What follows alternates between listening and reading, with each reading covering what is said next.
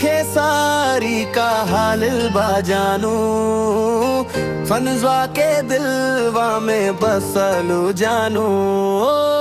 Stage पे आए था तूफान मचा जा, हीरो हमार दुनिया के हिला जा।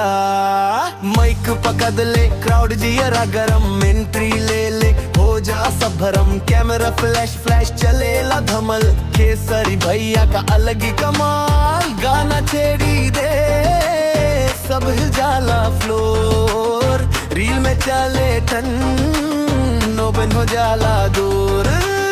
भोजपुरी दुनिया के सुपरस्टार पे हो, बोलना खेसारी हमरा प्यार हो।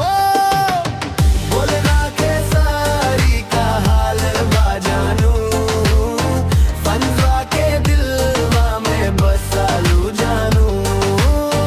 जब तू गावेले दुनिया हिल जा, वायरल हो जाला सॉन्ग वायरल लगा।